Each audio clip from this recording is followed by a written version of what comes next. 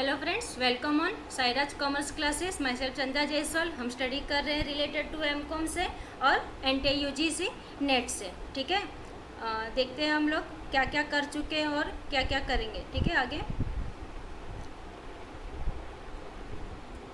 हम लोग ने ओवरव्यू ऑफ द कोर्स में बता देती हूँ वापस आपको कि यहाँ पे आपके पास सब्जेक्ट कौन सा है, कॉर्पोरेट फाइनेंस, जो एमकॉम की बुक में लिखा रहेगा कॉर्पोरेट फाइनेंस और फाइनेंशियल एंड मैनेजमेंट अकाउंटिंग। इसको हम बिजनेस फाइनेंस भी बोल सकते हैं, जो रहेगा आपके NTUGC नेट के लिए। दोनों एक ही चीज़ है। ठीक है, अब इसमें कंटेंट्स में हमारे पास ये सारे हैं कि इंट्रोडक्शन टू फाइनेंशियल मैनेजमेंट, फिर time value of money, financial analysis, cost of capital, capital structure theory, business risk and financial risk. इसमें हमने कवर कर लिया financial analysis, cost of capital, capital structure theory, ये पूरा कवर कर लिया। अब हम कर रहे हैं business risk and financial risk. इस पे भी मैंने एक लेक्चर बना दिया है। ठीक है, कि बिजनेस रिस्क क्या है, फाइनेंशियल रिस्क क्या है, लीवरेज क्या है, ये सब चीज़ें हमने देख ली है।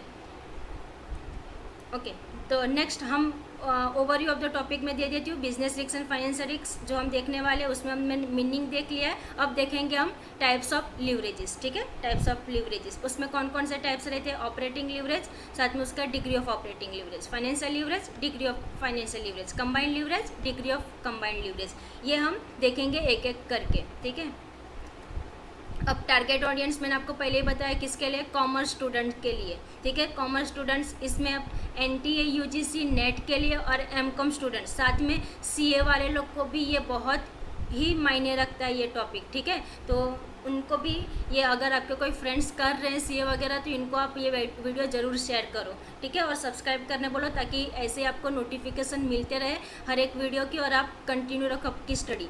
ओके, तो आगे बढ़ते हैं हम। Business risk and financial risk हमने देख लिया था लास्ट लेक्चर में।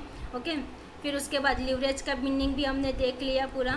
अब देखते हैं हम लोग टाइप्स ऑफ लीवरेज। ठीक है, टाइप्स ऑफ लीवरेज में कौन कौन है आपके पास। अब 3 टाइप्स के लीवरेज रहते हैं। कौन कौन से है वो, ऑपरेटिंग लीवरेज, ठीक है, फाइनेंशियल लीवरेज, और जब आप इन दोनों को मिक्स करते हो, ठीक है, ऑपरेटिंग लीवरेज और फाइनेंशियल लीवरेज, तो आपको मिलता है कंबाइंड लीवरेज। यानी कि There are 3 commonly used measure of leverage in financial analysis. कितने होते हैं? There are 3 commonly used होते हैं measure. That is the first one is operating, second one is financial leverage और third one is combined leverage. ठीक है, अब एक एक करके हम इसको सीखेंगे कि भाई ऑपरेटिंग लीवरेज क्या है, साथ में उसकी डिग्री भी, फाइनेंशियल लीवरेज क्या है, साथ में उसकी डिग्री भी, और कंबाइंड लीवरेज क्या है, साथ में उसकी डिग्री भी देखेंगे। ठीक है, अब देखते हैं ऑपरेटिंग लीवरेज। अब ऑपरेटिंग लीवरेज, लीवरेज का मीनिंग आपको बताया मैंने। अब देखते हैं ऑपरेटिंग लीवरेज क्या है। तो ऑपरेटिंग लीवरेज, इसको हम शॉर्ट में OL लिखते हैं, is a measure of business risk. क्या है ये ऑपरेटिंग लीवरेज? क्या है? Is a measure of business risk. Business risk को मेज़र करना किसके थ्रू कर सकते हैं हम? ऑपरेटिंग लीवरेज के थ्रू कर सकते हैं। ठीक है, अब इसके अंदर हमारे पास देखो ऑपरेटिंग लीवरेज है क्या। तो operating leverage is defined as the firm's ability to use fixed operating cost to magnify the effect of changes in sale on its earning before interest and tax। क्या है यहाँ पे ऑपरेटिंग लीवरेज हमें क्या दिखाती है? उसकी एबिलिटी, किसकी, फर्म की, कि अगर हमने यूज़ किया फिक्स्ड ऑपरेटिंग कॉस्ट को, ठीक है, हमें एबिलिटी दिखाती है किसकी, फर्म्स की, कि समझो हमने फिक्स्ड ऑपरेटिंग कॉस्ट यूज़ किया है तो उसका इफेक्ट हमारे सेल पे या EBIT पे क्या होता है। तो फिर वहाँ पे क्या कि अगर हमने EBIT पे कोई असर हुआ है तो हमारे सेल पे क्या असर होगा, या फिर हमने कोई चेंजेस लाए सेल में तो हमारे EBIT में क्या असर होगा। ठीक है, क्या चेंजेस होगा, ये हमें किसके थ्रू मालूम पड़ता है? ऑपरेटिंग लीवरेज के थ्रू मालूम पड़ता है। अब operating leverage of 2 means a change of ₹1 in sale results in change of ₹2 in EBIT। ठीक है, इसका मीनिंग क्या हुआ कि ऑपरेटिंग लीवरेज ऑफ 2, इसका मीनिंग क्या होता है कि जब चेंज होता है ₹1 का किसमें, सेल के अंदर, results in change of ₹2 in EBIT में। अगर सेल में आपने ₹1 का भी चेंज किया तो आपके EBIT में ₹2 का फ़र्क पड़ेगा, यानी कि डबल इफेक्ट होता है। ठीक है, ये ध्यान में रखना है कि सेल में अगर 1 पॉइंट का चेंज हुआ तो EBIT में 2 पॉइंट का चेंज होगा। ठीक है, तो ये था ऑपरेटिंग लीवरेज। अब नेक्स्ट हमारे पास operating leverage exists only if there are fixed operating cost।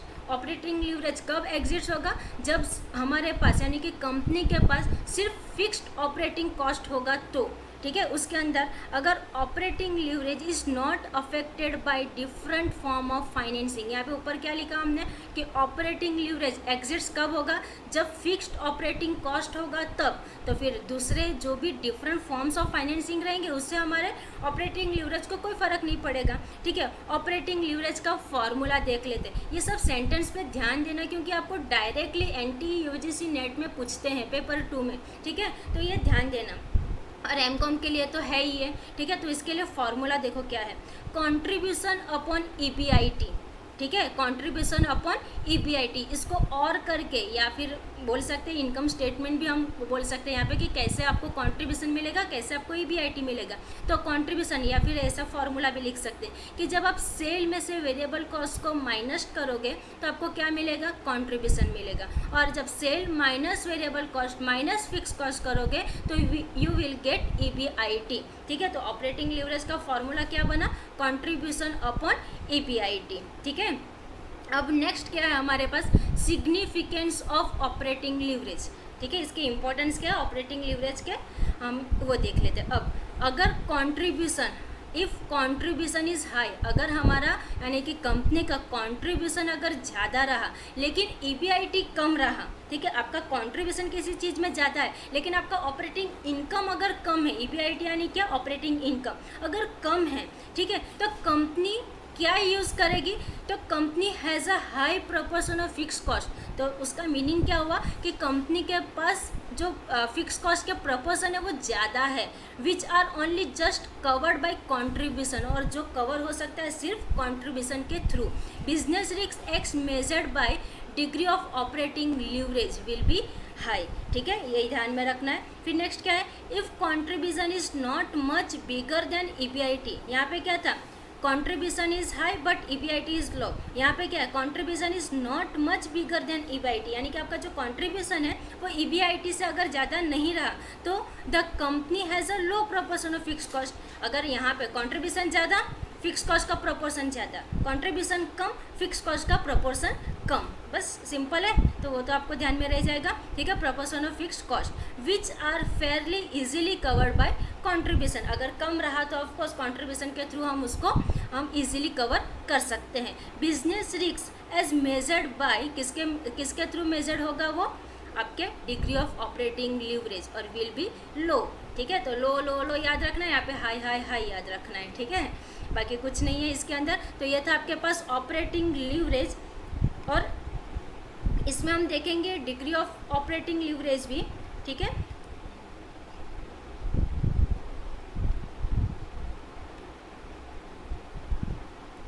Okay, next आपके पास डिग्री ऑफ ऑपरेटिंग लीवरेज। अब डिग्री ऑफ ऑपरेटिंग लीवरेज यानी कि इसको शॉर्ट फॉर्म में DOL लिख सकते हैं, ओके। तो यहाँ पे देख लेते हैं, a high degree of leverage, अगर ज़्यादा डिग्री रहा आपकी लीवरेज का तो क्या इंडिकेट करता है वो, that indicate there will be a large change in profit. अगर आपकी degree of degree of operating leverage अगर जितना ज़्यादा रहा ना उतना प्रॉफिट में आपका चेंजेस आ सकता है, ठीक है, on account of a relatively small change in sale, ठीक है। अगर आपका चेंज में थोड़ा सा भी सेल आया तो आपके प्रॉफिट में बहुत ज़्यादा चेंजेस आ सकता है, किसके through, degree of operating leverage अगर ज़्यादा हाई रहा तो, वाइस वर्सा यानी उसका opposite. Thus the greater the leverage the greater are the profits, vice versa, ठीक है। यहाँ पे आप बोल सकते हो greater the leverage the greater the profit, same lower the leverage lower the profit, ठीक है। फिर उसके बाद क्या है, hence it is necessary to compute degree of leverage, इसके लिए जरूरी हो जाता है आपको degree of operating leverage find out करने के लिए। Degree of operating leverage is defined as the percentage change in EBIT resulting from a percentage change in sale. इसको मैं आपको फॉर्मूला के थ्रू अच्छे से समझा देखती हूँ, ठीक है। तो नेक्स्ट देख लो, डिग्री ऑफ ऑपरेटिंग लीवरेज, ये NTE UGC नेट में डायरेक्ट क्वेश्चन आते हैं, ठीक है, इस पे से डायरेक्टली फार्मूला पे से, तो ध्यान में रखना है। डिग्री ऑफ ऑपरेटिंग लीवरेज का फॉर्मूला क्या है, परसेंटेज चेंज इन EBIT, इसको आप सिंबल के थ्रू भी लिख सकते हो, कभी कभार वहाँ पे डायरेक्टली सिंबल के थ्रू पूछते, ठीक है। तो यहाँ पे परसेंटेज चेंज का सिंबल पता है, इस तरह से ट्राइंगल रहता है, ठीक है। तो percentage change in EBIT upon percentage change in sale, ठीक है, इस तरह से भी इसको हम लिख सकते हैं। तो ये था आपके पास डिग्री ऑफ ऑपरेटिंग लीवरेज। तो यहाँ पे हम आज इस लेक्चर में क्या क्या देखा हमने, टाइप्स ऑफ आपके लीवरेजेस, उसके अंदर 3 टाइप्स के रहेंगे, ऑपरेटिंग लीवरेज, फिर उसका डिग्री ऑफ, फिर उसके बाद आपके पास फाइनेंशियल, फिर उसका डिग्री, और कंबाइंड फिर उसका डिग्री। तो इस लेक्चर में हम सिर्फ ऑपरेटिंग लीवरेज देखते हैं, नेक्स्ट लेक्चर में देखेंगे हम फाइनेंशियल लीवरेज, और उसके बाद के नेक्स्ट लेक्चर में कंबाइंड लीवरेज, और उसके बाद हम सम देखेंगे, ठीक है। उसके पहले इनकम स्टेटमेंट में करवाऊंगी। Okay, thank you.